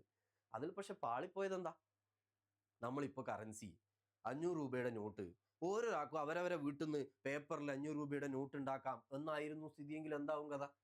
അതന്നെയാ സംഭവിച്ചത്. നാണയങ്ങൾ ഇൻട്രൊഡ്യൂസ് ചെയ്തു, പക്ഷെ അത് കൃത്യമായ മാനദണ്ഡങ്ങളില്ല. ഓരോരുത്തരും അവരവരെ വീട്ടിൽ നിന്ന് നാണയങ്ങൾ ഉണ്ടാക്കാൻ തുടങ്ങി. അപ്പൊ പിന്നെ നാണയങ്ങൾ രാജ്യത്ത് കുന്നുകൂടുന്നു. അത് വലിയ പാളിപ്പോയൊരു തീരുമാനമാവുന്നു. പറഞ്ഞു വന്ന പോയിന്റ്, ടോക്കൺ കറൻസിയും ക്യാപിറ്റൽ ഷിഫ്റ്റ് ചെയ്തതുമാണ് ഈ വൈസസ്റ്റ് ഫൂൾ എന്ന് വിളിക്കാൻ കാരണമായ 2 മണ്ടത്തരമായ പോളിസികൾ എന്ന് വേണമെങ്കിൽ പറയാം. ഓക്കെ, പിന്നീട് മുഹമ്മദ് ബിൻ തുഗ്ലക്കിന്റെ കാലത്താണ് ഇബ്നു ബത്തൂത്ത എന്ന് പറയുന്ന മൊറോക്കൻ സഞ്ചാരി ഇന്ത്യയിലെത്തുന്നത്. ഇബ്നു ബത്തൂത്ത വന്നത് മുഹമ്മദ് ബിൻ തുഗ്ലക്കിന്റെ കാലത്താണ്. ഓക്കെ, ഇനി മുഹമ്മദ് ബിൻ തുഗ്ലക്കിന് ശേഷമാണ് ഫിറോസ് ഷാ തുഗ്ലക്ക് വരുന്നത്. ഫിറോസ് ഷാ തുഗ്ലക്കിന് ശേഷം നസറുദ്ദീൻ മുഹമ്മദ് തുഗ്ലക്ക്. ഓക്കെ, അപ്പോൾ പോയിന്റുകൾ ഗിയാസുദ്ദീൻ തുഗ്ലക്ക്, മുഹമ്മദ് ബിൻ തുഗ്ലക്ക്, ഫിറോസ് ഷാ തുഗ്ലക്ക്, നസറുദ്ദീൻ മുഹമ്മദ് തുഗ്ലക്ക്. ഇത്രയുമാണ് തുഗ്ലക്ക് ഡൈനാസ്റ്റിയുടെ റൂളേഴ്സ്. ഏറ്റവും കൂടുതൽ കാലം ഭരണത്തിലിരുന്നത് തുഗ്ലക്ക് ഡൈനാസ്റ്റികളിൽ. ഓക്കെ അല്ലേ? ഇനി തുഗ്ലക്ക് ഡൈനാസ്റ്റിയോടുകൂടി ഡൽഹി സുൽത്താനേറ്റിന്റെ പ്രതാപം അവസാനിക്കുന്നു എന്ന് പറയാം. കാരണം അതിനുശേഷം ഇതങ്ങ് ചുരുങ്ങി പോവുകയാണ്. ഡൽഹി സുൽത്താനേറ്റ് മൊത്തത്തിൽ അങ്ങ് ചുരുങ്ങി. അടുത്ത ഡൈനാസ്റ്റിയായ സയ്യിദ് ഡൈനാസ്റ്റി ആകുമ്പോഴേക്കും ഈ ഒരു ചെറിയ ഏരിയയിലേക്ക് മാത്രമായി, ഇത്രയേ ഉള്ളൂ ആകെ ഏരിയ, ഈ ഒരു ചെറിയ ഏരിയയിലേക്ക് മാത്രമായി ഡൽഹി സുൽത്താനേറ്റ് ഒതുങ്ങി പോകുന്നു. അവരുടെ ആ പ്രതാപം നഷ്ടപ്പെടുന്നു എന്ന് പറയാം. ഏറ്റവും ചെറിയ ഏരിയയിൽ റൂൾ ചെയ്യേണ്ടി വന്ന ഡൈനാസ്റ്റി അത് സയ്യിദ് ഡൈനാസ്റ്റിയാണ്. സയ്യിദ് ഡൈനാസ്റ്റി ഏറ്റവും വീക്കായ റൂളേഴ്സ് സയ്യിദ് ഡൈനാസ്റ്റിയാണ്. അതിൽ ആളുകളുടെ പേരുകൾ മാത്രമേ ഉള്ളൂ. അവർക്ക് അവരുടെ ഒരു കീ പോയിന്റ് എന്ന് പറയാൻ പോലും കാര്യമായി ഒന്നുമില്ല. ആ റൂളേഴ്സിന്റെ പേരൊന്ന് നോക്കി വെക്കുക: കിസർഖാൻ, മുബാറക് ഷാ, മുഹമ്മദ് ഷാ, അലാവുദ്ദീൻ ആലം ഷാ. കിസർഖാൻ, മുബാറക് ഷാ, മുഹമ്മദ് ഷാ, അലാവുദ്ദീൻ ആലം ഷാ. റെഡിയല്ലേ? സയ്യിദ് റൂളേഴ്സ് കിസർഖാൻ, മുബാറക് ഷാ, മുഹമ്മദ് ഷാ, അലാവുദ്ദീൻ ആലം ഷാ. റെഡിയല്ലേ? കിസർഖാൻ, മുബാറക് ഷാ, മുഹമ്മദ് ഷാ, അലാവുദ്ദീൻ ആലം ഷാ. Okay, Sayyid rulers. അടുത്തത് സയ്യിദ് കഴിഞ്ഞാൽ ഏറ്റവും അവസാനത്തെ ഡൽഹി സുൽത്താനേറ്റിലെ ഡൈനാസ്റ്റി ലോധി ഡൈനാസ്റ്റിയാണ് ഏറ്റവും അവസാനത്തേത്. ലോധി ഡൈനാസ്റ്റിയിൽ 3 റൂളേഴ്സ് ആണുള്ളത്: ബഹുലോൽ ലോധി, സിക്കന്ദർ ലോധി, ഇബ്രാഹിം ലോധി. ബഹുലോൽ ലോധി, സിക്കന്ദർ ലോധി, ഇബ്രാഹിം ലോധി.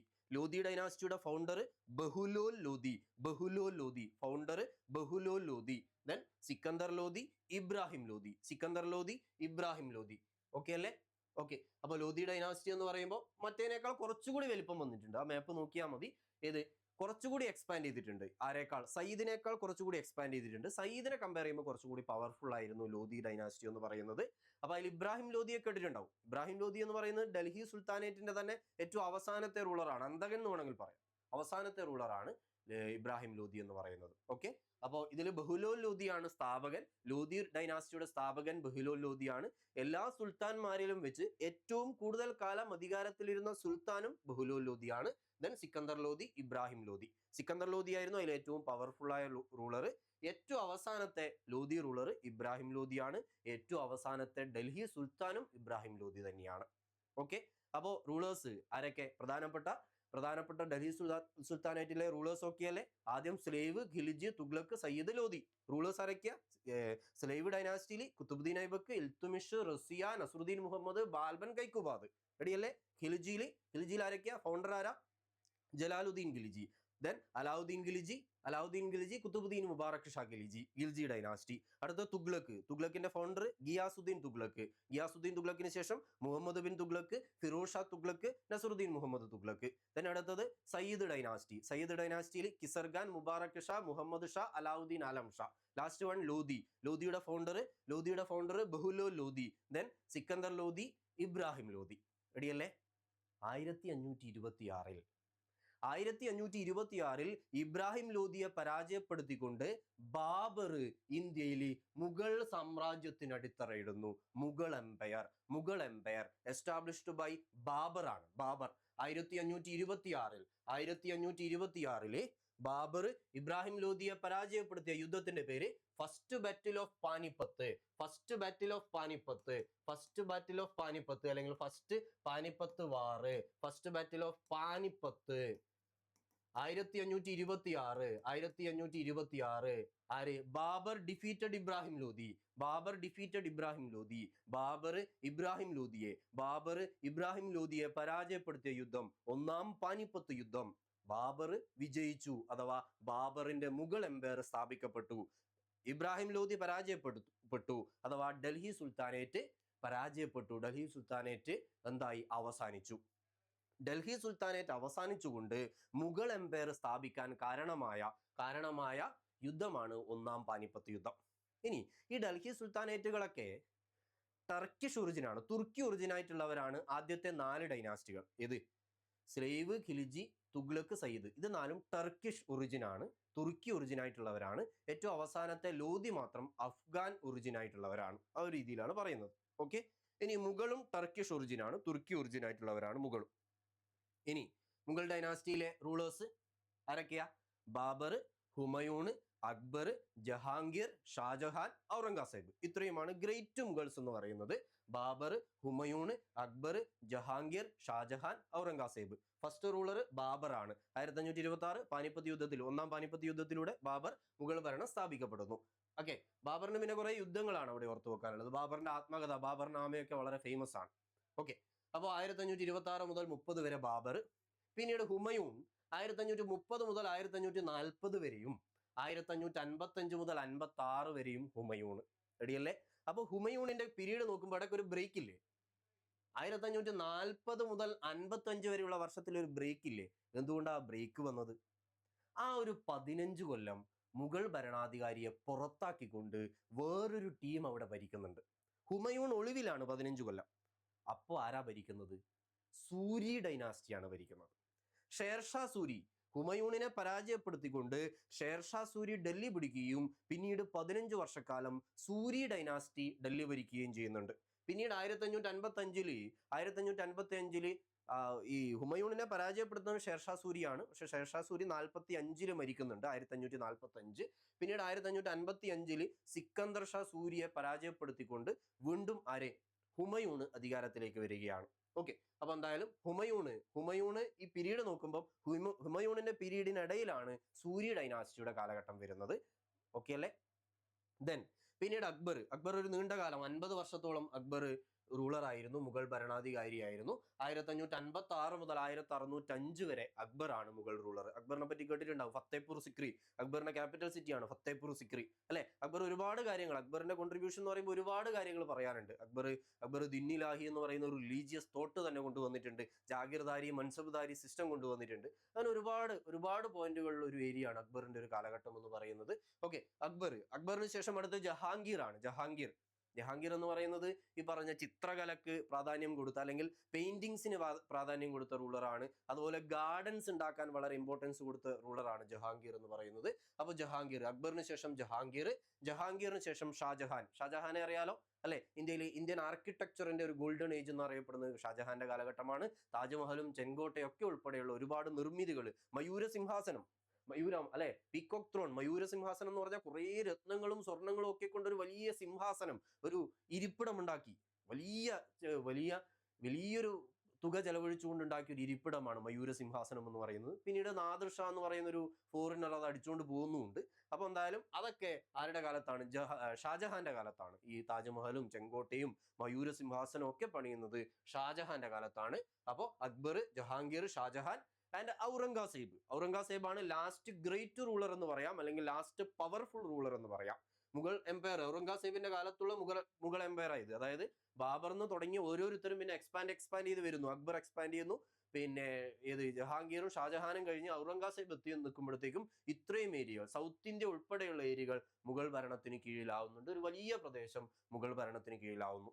ഓക്കെ, ഔറംഗസേബോട് കൂടി മുഗൾ ഭരണത്തിന്റെ ഒരു പ്രതാപം അവസാനിക്കുന്നു എന്ന് പറയാം. അപ്പൊ ആ റൂളേഴ്സ്, ഇത്രയും റൂളേഴ്സ് വളരെ വളരെ ഇമ്പോർട്ടന്റ് ആയി ഈ 6 പേരെ ഓർഡറിൽ ഓർത്തു വെക്കുക. ആരൊക്കെ? ബാബർ, മുഗൾ ഭരണാധികാരികളുടെ ഓർഡർ മാറിപ്പോരുത്. ബാബർ, ഹുമയൂണ്, അക്ബർ, ജഹാംഗീർ, ഷാജഹാൻ, ഔറംഗസേബ്. ബാബർ, ഹുമയൂണ്, അക്ബർ, ജഹാംഗീർ, ഷാജഹാൻ, ഔറംഗസേബ്. ഓക്കെ അല്ലേ? 1526 തുടങ്ങി 1707 ഔറംഗസേബ് മരണപ്പെടുന്നത്. അപ്പോൾ ഇത്രയും വർഷക്കാലം വളരെ പ്രതാപത്തോടു കൂടി തന്നെ മുഗൾ റൂളേഴ്സ് ഇവിടെ ഉണ്ടാകുന്നു. ഔറംഗസേബോട് കൂടി മുഗൾ ഭരണം അവസാനിച്ചു എന്ന് പറയാൻ കഴിയില്ല. ഔറംഗസേബിന് ശേഷം അടുത്ത് ബഹദൂർ ഷാ ഫസ്റ്റ് ആയിരുന്നു. അതിനുശേഷം ഫാറൂഖ് ഷിയാർ, പിന്നെ മുഹമ്മദ് ഷാ, അഹമ്മദ് ഷാ, പിന്നെ Alamgir second, Shah Alam second, Akbar second, Bahadur Shah second വരെ റൂളേഴ്സ് വരുന്നുണ്ട്. പക്ഷെ ഇവരൊന്നും പ്രതാപം ഇല്ല എന്ന് പറയാം.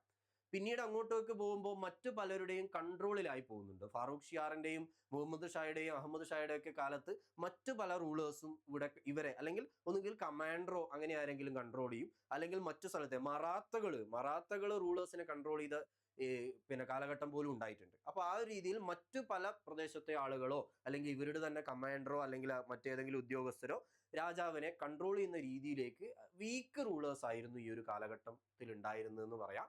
അതിൽ തന്നെ ബ്രിട്ടീഷുകാരുടെ ഒരു ആധിപത്യം വരുന്നതോടുകൂടി അതും ഇല്ലാതാവുകയാണ്.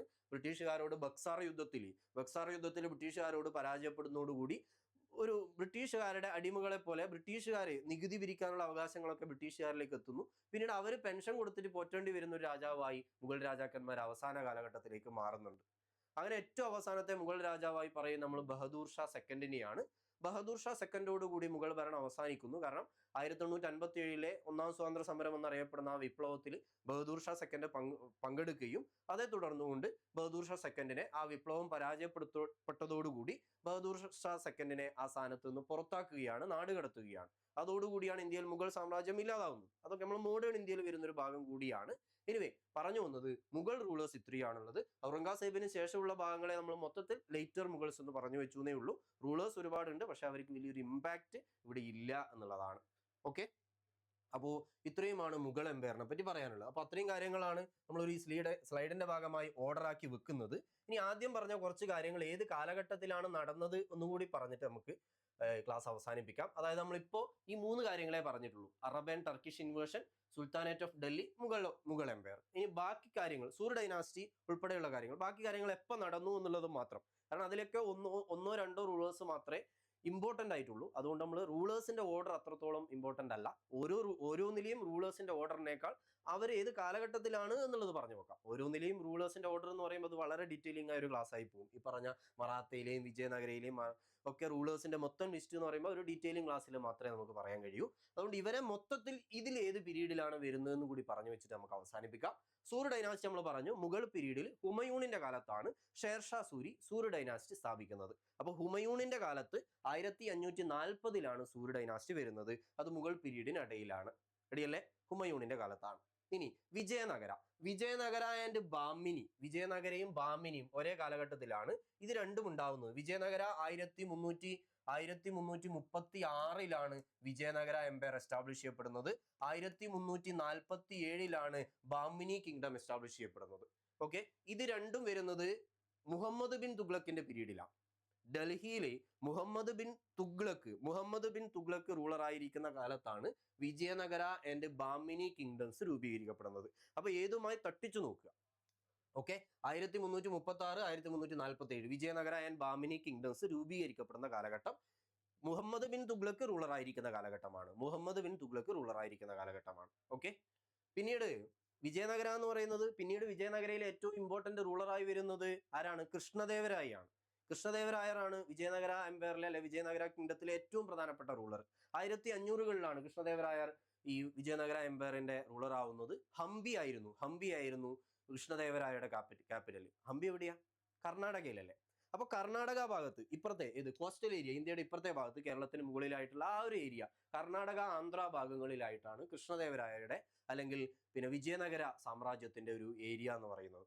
അന്ന് പോർച്ചുഗീസുകാർ 1500 എന്ന് പറയുമ്പോൾ പോർച്ചുഗീസുകാർ വന്ന കാലഘട്ടമല്ലേ അല്ലെ? വാസ്കോഡ ഗാമ 1498-ലാണ് നമ്മുടെ കോഴിക്കോട് കാപ്പാട് കപ്പലിറങ്ങുന്നത് അല്ലെ? അപ്പൊ അവിടെ മുതൽ പോർച്ചുഗീസുകാരുടെ ഒരു എക്സ്പാൻഷൻ നടക്കുകയാണ്. കേരളത്തിലായിരുന്നു അവരുടെ ആദ്യത്തെ കേന്ദ്രം എന്ന് പറയുന്നത്, കൊച്ചിയായിരുന്നു ആദ്യത്തെ ക്യാപിറ്റൽ. പിന്നീട് എങ്ങോട്ട് നമ്മൾ മേലേക്ക് കർണാടക, ഗോവ ആ ഒരു ഭാഗത്തേക്ക് പോർച്ചുഗീസിന്റെ എക്സ്പാൻഷൻ നടക്കുന്നുണ്ട്. അതിൽ പോർച്ചുഗീസിന് വലിയൊരു സപ്പോർട്ടോട് കൂടി നിന്നൊരു റൂളർ ആയിരുന്നു കൃഷ്ണദേവരായർ എന്ന് പറയുന്നത്. അതായത് കൃഷ്ണദേവരായരുടെ ഒരു കാലഘട്ടത്തിലാണ് പോർച്ചുഗീസ് എക്സ്പാൻഷനും ഇന്ത്യയിൽ നടക്കുന്നതെന്ന് പറയാം. പോർച്ചുഗീസ് വന്ന കാലഘട്ടത്തിൽ നോർത്ത് ഇന്ത്യയിൽ മുഗൾ ഭരിക്കുന്ന മുഗൾ വരുന്നേ ഉള്ളൂ. പക്ഷെ മുഗളുമായിട്ടൊന്നും ഇവർക്ക് കാര്യമായ ഒരു ഇന്ററാക്ഷൻ വരുന്നില്ല. കാരണം പോർച്ചുഗീസുകാരൊക്കെ ഈ കോസ്റ്റൽ ഏരിയയിൽ, താഴെയുള്ള കോസ്റ്റൽ ഏരിയയിലാണ് കാര്യമായി ഉണ്ടായിരുന്നത്. മുഗളിന് ആ ഭാഗത്തേക്കുള്ള ഒരു റെലവൻസ് കുറവാണ് എന്നുള്ളത് കൊണ്ട് അത്രത്തോളം ഇന്ററാക്ഷൻ പോർച്ചുഗീസും മുഗളും തമ്മിൽ ഉണ്ടായതായി നമുക്ക് പറയാൻ കഴിയില്ല. ഓക്കെ, ഇവിടെയുള്ള കൊച്ചിയിലെയും കോഴിക്കോടെയും ഒക്കെ റൂളേഴ്സ് ആയിട്ടാണ് അവർ, അല്ലെങ്കിൽ ഗോവയിലെ ഈ ഒരു ഭാഗത്തെ റൂളേഴ്സ് ആയിട്ടൊക്കെയാണ് അവർക്ക് കൂടുതൽ ഇന്ററാക്ഷൻ വരുന്നത് പോർച്ചുഗീസുകാർക്ക്. അത് മോഡേൺ ഇന്ത്യയിൽ വരുന്ന ഒരു പോർഷൻ ആണ്. എനിവേ, ആ പീരീഡ് ഏതൊരു കാലഘട്ടമാണ് എന്നതിനെ പറ്റി ഒന്ന് നോക്കി വെക്കുക. ഓക്കെ, പിന്നീട് മറാത്തയാണ് ഈ ഒരു കാലഘട്ടത്തിൽ ഏറ്റവും ഇമ്പോർട്ടന്റ് ആയ, സൗത്ത് ഇന്ത്യ കേന്ദ്രീകരിച്ചുകൊണ്ട് വളർന്നു വന്ന ഒരു ഡൈനാസ്റ്റി അല്ലെങ്കിൽ എംപയർ ആണ് മറാത്ത എന്ന് പറയുന്നത്. മറാത്ത എംപയർ എന്ന് തന്നെ പറയാറുണ്ട്. ഒരു സാമ്രാജ്യം എന്നുള്ള രീതിയിൽ അത്രത്തോളം വലുതല്ലെങ്കിൽ പോലും നോർത്ത് ഇന്ത്യ ഉൾപ്പെടെയുള്ള ഭാഗങ്ങൾ മറാത്തയുടെ കൺട്രോളിലേക്ക് വരുന്നുണ്ടായിരുന്നു. ഓക്കെ, ഇനി മറാത്ത കിങ്ഡം ഏത് കാലഘട്ടത്തിലാണ് രൂപീകരിക്കപ്പെടുന്നത്? പൊതുവെ മറാത്ത കിങ്ഡം കേട്ടിട്ടുണ്ടല്ലോ. ആരാണ് അതിന്റെ സ്ഥാപകൻ? ശിവജിയാണ് അല്ലെ? ഛത്രപതി ശിവജി എന്നറിയപ്പെടുന്നു. ശിവജി അത് സ്ഥാപിക്കുന്നത് ആരുടെ കാലഘട്ടത്തിലാണ്? അതും നമ്മൾ എവിടെയെങ്കിലും കേട്ടിട്ടുണ്ടാവും. ഔറംഗസേബിന്റെ കാലഘട്ടത്തിലാണ്. ഔറംഗസേബിനോട് ഏറ്റവും പ്രധാനമായി മുട്ടി നിന്ന ഒരു രാജാവ് എന്ന രീതിയിലാണ് ശിവജി പൊതുവെ അറിയപ്പെടുന്നത് തന്നെ. അപ്പോൾ ഔറംഗസേബിന്റെ കാലഘട്ടത്തിലാണ് ശിവജി വളർന്നു വരുന്നത്. ശിവജി ഔറംഗസേബിനെ കീഴ്പ്പെടുത്തി എന്നൊന്നും പറയാൻ കഴിയില്ല, കീഴ്പ്പെടുത്തിയിട്ടില്ല. ഔറംഗസേബിന്റെ സൈന്യം ഒരു പ്രാവശ്യം ശിവജിയെ കീഴ്പ്പെടുത്തുന്നുണ്ട്. അന്നാണ് പുരന്ദർ സന്ധി ഒപ്പുവെക്കുന്നത്. അന്ന് പരാജയപ്പെട്ടു പോയ ശിവജി പിന്നീട് വീണ്ടും റീഎമർജ് ചെയ്ത് വരികയാണ്. പിന്നീട് വീണ്ടും മുഗൾ സൈന്യവുമായി ശിവജി പല പ്രാവശ്യം ഏറ്റുമുട്ടുന്നുണ്ട്. പക്ഷെ എന്തായാലും അപ്പുറത്തായാലും ഇപ്പുറത്തായാലും ശിവജി കീഴടങ്ങി അല്ലെങ്കിൽ പരാജയപ്പെട്ടു എന്നും പറയാൻ കഴിയില്ല, മുഗൾ സൈന്യം പരാജയപ്പെട്ടു എന്നും പറയാൻ കഴിയില്ല. അവിടെ ഔറംഗസേബിനോട് ഫൈറ്റ് ചെയ്ത് നിന്ന ഒരു റൂളർ അല്ലെങ്കിൽ പരാജയം സമ്മതിക്കാതെ ഫൈറ്റ് ചെയ്ത് നിന്ന ഒരു റൂളർ എന്നുള്ള രീതിയിൽ നമുക്ക് ശിവജിയെ അടയാളപ്പെടുത്താം. എന്തായാലും മറാത്ത എംപയർ ഏറ്റവും ഇമ്പോർട്ടന്റ് ആയി നിന്നൊരു കാലഘട്ടം ശിവജിയുടെ കാലഘട്ടമാണ്. പിന്നീട് മറാത്തയിലെ പ്രധാനമന്ത്രിമാർ, പേഷ്വ എന്നാണ് അവർ അറിയപ്പെടുന്നത്, പേഷ്വമാര് ഭരിക്കുന്ന മറാത്ത കിങ്ഡം ആണ് ശിവജിക്ക് ശേഷം ഉണ്ടായിരുന്നത്. ഈവൻ ശിവജി മറാത്തയുടെ അനന്തരാവകാശിയായിരുന്ന ഷാഹുവിനെ ഔറംഗസേബ് ജയിലിൽ അടക്കുന്നുണ്ട്. പിന്നീട് അടുത്ത ബഹദൂർ ഷാ ഫസ്റ്റ് വന്നപ്പോഴാണ് ഷാഹുവിനെ വിട്ടയക്കുന്നതും പിന്നീട് മറാത്ത കിങ്ഡം റീഎമർജ് ചെയ്യുന്നതും ഒക്കെ. അപ്പോൾ എന്തായാലും ശിവജി മറാത്ത കിങ്ഡം രൂപീകരിക്കുന്നത് ഔറംഗസേബിന്റെ കാലഘട്ടത്തിലാണ്. ബാക്കി മറാത്ത കിങ്ഡത്തിന്റെ പോയിന്റ് ഒക്കെ നമ്മൾ ഡീറ്റെയിൽഡ് ക്ലാസ്സിൽ വരാം. ഓക്കെ, അതുപോലെ ഡക്കാൻ സുൽത്താനേറ്റ് എന്ന് പറയുന്നത് ബാമിനി, ഈ ഡക്കാൻ ഭാഗത്ത് തന്നെ ഉണ്ടായതാണ് ബാമിനി എന്ന് പറയുന്നത്. നമ്മൾ നേരത്തെ പറഞ്ഞു മുഹമ്മദ് ബിൻ തുഗ്ലക്ക് റൂളർ ആയിരുന്ന കാലഘട്ടത്തിലാണ് ബാമിനി ഉണ്ടാവുന്നത്. ബാമിനി കിങ്ഡം സ്പ്ലിറ്റ് ചെയ്തിട്ടാണ് അല്ലെങ്കിൽ തകർന്നിട്ടാണ് ഡക്കാൻ സുൽത്താനേറ്റ് എന്ന് പറയുന്ന സുൽത്താനേറ്റുകൾ, അത് കുറെ സുൽത്താനേറ്റുകളാണ്, അഹമ്മദ് നഗർ, ബിജർ, ബേദർ എന്നൊക്കെ പറയുന്ന സുൽത്താനേറ്റുകളുടെ ഒരു ഗ്രൂപ്പാണ് അത് ഉണ്ടാവുന്നത്. ഇത് ബാമിനി കിങ്ഡം തകർന്നിട്ടാണ് അത് ഉണ്ടാകുന്നത്. ഓക്കെ, അപ്പൊ എന്തായാലും ഇത്രയും കാര്യങ്ങളാണ് പ്രധാനമായും മിഡീവൽ ഇന്ത്യ എന്നൊരു പോർഷനിലുള്ളത്. ഇതിന് പുറമെ കുറെ ചെറിയ ചെറിയ ഡൈനാസ്റ്റികൾ കൂടി ഈ ഒരു കാലഘട്ടത്തിൽ ഉണ്ട്. അതിൽ പ്രധാനപ്പെട്ടത് മാത്രം പറഞ്ഞു വെച്ചു എന്ന് മാത്രമേ ഉള്ളൂ. അപ്പോൾ ഈ ഒരു രീതിയിൽ ഓവർവ്യൂ എന്നുള്ള രീതിയിൽ, മിഡീവൽ ഇന്ത്യൻ ഹിസ്റ്ററിയുടെ ഒരു ഓവർവ്യൂ എന്നുള്ള രീതിയിൽ ഇത്രയും കാര്യങ്ങൾ നമുക്ക് പറഞ്ഞു വെക്കാം. ഓക്കെ, അപ്പോൾ ഇന്ന് നമുക്ക് അവസാനിപ്പിക്കാം. താങ്ക്